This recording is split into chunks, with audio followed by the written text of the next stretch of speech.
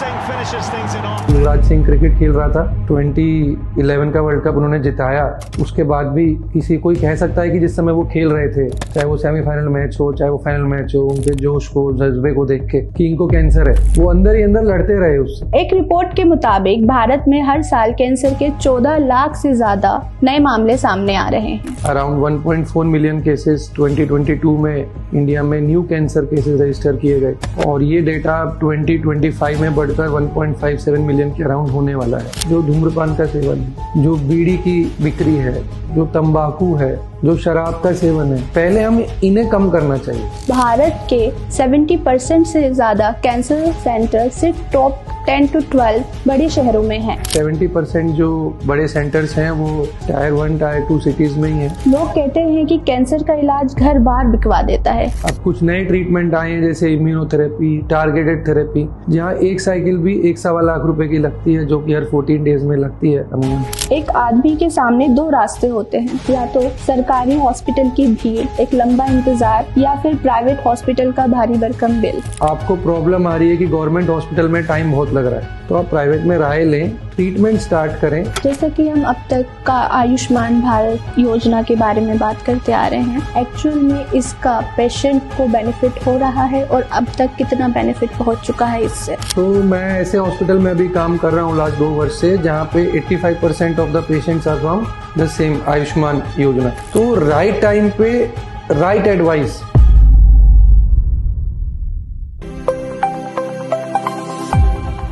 Hello everyone, मैं doctor Samreen, clinical consultant Felix Hospital Noida. क्या आप जानते हैं कि हर साल दुनिया में 1 करोड़ से ज़्यादा लोग कैंसर की वजह से अपनी जान गंवाते हैं।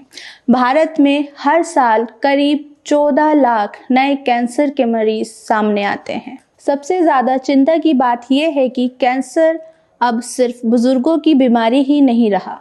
गलत लाइफस्टाइल, तंबाकू और देर से जांच इसे और खतरनाक बना रहे हैं। आज फिलिक्स टॉक्स में हम जानेंगे कि कैंसर से बचाव, पहचान, समय पर इलाज कितना ज़रूरी है।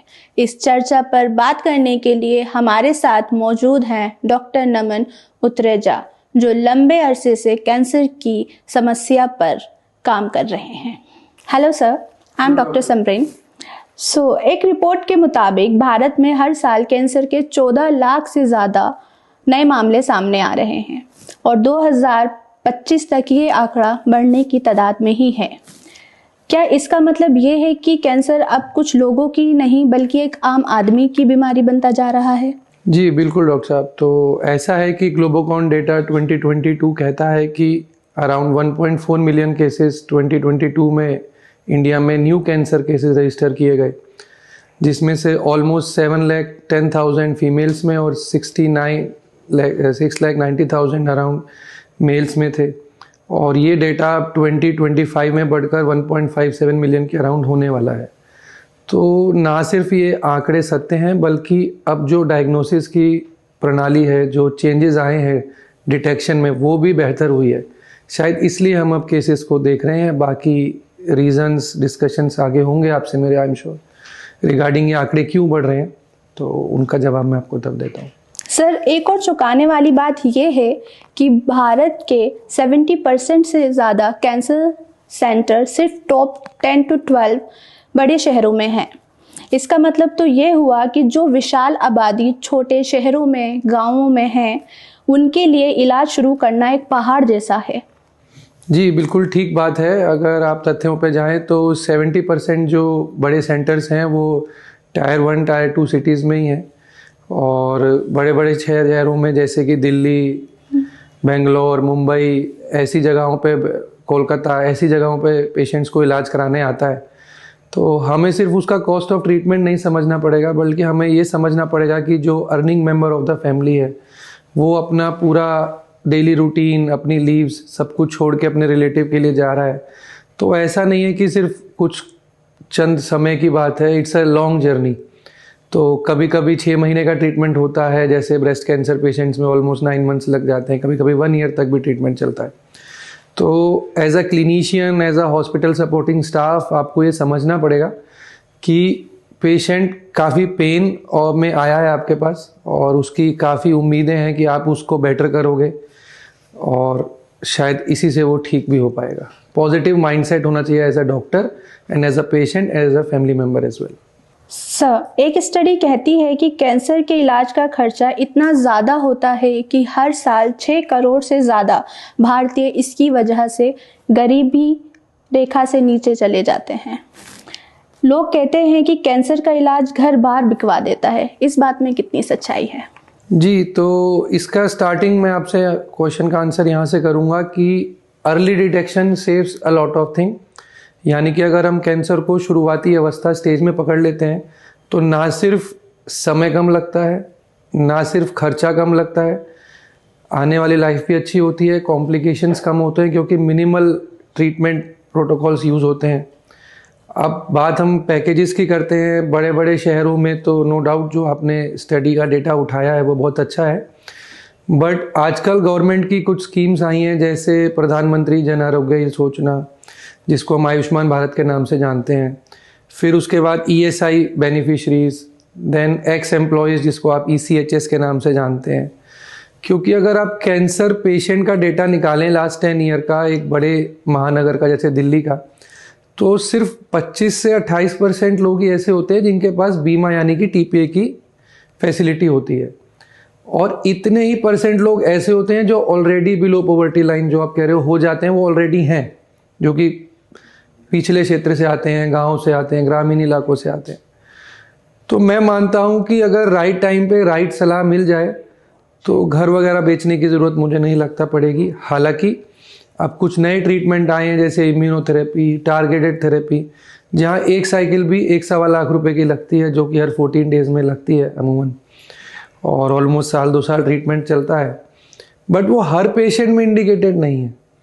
तो एज ए क्लिनिशियन मेरे को 2 बार सोचना पड़ता है OPD में बैठने के बाद कि इस पेशेंट को मैं जो ऑप्शन दे रहा हूँ क्या वो उसको अफोर्ड कर पाएगा। और बैक ऑफ द माइंड मेरे माइंड में हमेशा ये चलता है कि अगर मैंने इसको ऑप्शन नहीं दिया तो उसको ये बुरा भी लगेगा कि ये ऑप्शन अवेलेबल था पर मुझे नहीं दिया। तो ये आपको with the as your career progresses आपको समझना पड़ेगा कि बताना है कि this is also one of the option, but आपकी स्टेज ऑफ कैंसर अवस्था जो है ट्यूमर का, और जो रिक्वायर्ड है, और जो लेटेस्ट गाइडलाइंस हैं, चाहे हम NCCN गाइडलाइंस बोलें या टाटा PGI की गाइडलाइंस बोलें, क्या बेस्ट है आपको वो सजेशन देना चाहिए। तो इस तरीके से आप अर्ली डिटेक्शन से बहुत सारी चीज़ें, बहुत सारा पैसा, समय, बहुत कुछ बचा सकते हैं। सर, 1 महीने पहले की बात है, ये एक नॉन केस OPD में आया था और जो किसान थे वो, उनकी वाइफ को गले में कैंसर था। वो किसी बड़े हॉस्पिटल, सरकारी हॉस्पिटल गए और वहाँ पे उन्हें डेट दे दी है सर्जरी की आफ्टर 3 मंथ्स। तो मैं ये जानना चाह रही हूँ, क्या इतना लंबा टाइम पेशेंट के लिए जो कि कैंसर है, जिसको हमें पता है कि आप, जैसा कि आपने कहा कि हमें अवेयरनेस होनी चाहिए, मोड ऑफ ट्रीटमेंट जल्द से जल्द हमें स्टार्ट करना चाहिए, और उसी वे में कि सरकारी हॉस्पिटल वाले सब कुछ जानने के बाद भी वो 3 महीने की डेट दे रहे हैं, तो क्या ये पेशेंट की हेल्थ के लिए सही है? क्या ये खतरनाक नहीं हो सकता? तो इसमें 2 फैक्टर्स हैं आपके इसके आंसर के लिए। पहला है पेशेंट रिलेटेड। तो पेशेंट की जो उम्मीदें हैं एक गवर्नमेंट हॉस्पिटल से कि एक बहुत अच्छा डॉक्टर वहाँ बैठा है, उसकी टीम है, पूरा विभाग अच्छा है, सारी सुविधाएं हैं उनके पास, डायग्नोसिस से लेकर ट्रीटमेंट तक, तो मैं जाऊँगा तो ठीक हो जाऊँगा। और जब वो हॉस्पिटल पहुँचता है तो ऑलरेडी काफ़ी लोग कतार में, लाइन में ऑलरेडी हैं। तो और दूसरा फैक्टर है एज अ क्लिनिशियन। अब अगर मैं एक समय सीमा तक, माइंड ही है अल्टीमेटली, बैटरी तो नहीं है, डॉक्टर चाहे गवर्नमेंट में हो चाहे प्राइवेट में हो, तो हर थोड़ी देर बाद थोड़ा सा 4 घंटे 6 घंटे बाद आपको लंच भी है, ब्रेकफास्ट जो भी आप करते हैं, तो डॉक्टर भी थक जाते हैं। तो अगर थके हुए दिमाग से, टायर्ड माइंड से आप कोई पेशेंट को राय दे रहे हो और आपकी एक गलत राय अनइंटेंशनली भी उसकी लाइफ को सफ़र कर सकती है, तो आपको भी वो राय नहीं देनी ठीक रहेगी, क्योंकि वो जिस उम्मीद से आया वो उसका पर्पस डिफीट हो गया। हालांकि वो इंसान उस लाइन का एक्सपर्ट नहीं है, तो ही और शी इज़ नॉट अवेयर कि मेरे लिए राइट ट्रीटमेंट क्या है, डॉक्टर ने मुझे ये क्यों बताया, वो आपको ब्लाइंडली फॉलो करेगा क्योंकि एक विश्वास, एक आस्था से वो आपके पास आया। पर जो बात है कि क्या उसे 3 महीने तक वेट करना चाहिए, तो मैं ऐसा बिल्कुल भी नहीं बोलूँगा, क्योंकि क्योरेबल कैंसर को हम इनक्योरेबल या मेटास्टैटिक, यानी कि जहाँ से वो स्टार्ट हुआ वो कहीं और स्प्रेड हो गया, हमने स्टेज 1 को स्टेज 4 बना दिया। तो जो जीवन बियॉन्ड 10 ईयर्स आप दे सकते थे अपने पेशेंट को, वो श्रिंक होके सुकुड़ के हार्डली 2 ईयर्स का रह जाता है। तो ऐसे केसेस में मेरी ये सलाह है सबसे कि वेट ना करें। 15-20 दिन, 30 दिन समझ आता है कि चलो पेट स्कैन हो रहा है, बायोप्सी हो रही है, इन्वेस्टिगेशंस हो रहे हैं, उसके बाद आप एक किसी और गवर्नमेंट हॉस्पिटल में सलाह लें। अगर वो भी नहीं है तो फिर आप अपने डॉक्यूमेंट्स, दस्तावेज चेक करें कि अगर आप जन आरोग्य योजना आयुष्मान बेनिफिशरी हैं या उनका बेटा, जैसे आपके केस में किसान का आपने एग्जांपल दिया, उनके बेटा या बहू या कोई भी घर का इंसान काम करता है जहाँ ESI हो और उस ESI पे उनका कार्ड हो, तो वो तुरंत अगले 3 दिन में इलाज शुरू करा सकते हैं। सो आई एम नॉट एडवाइज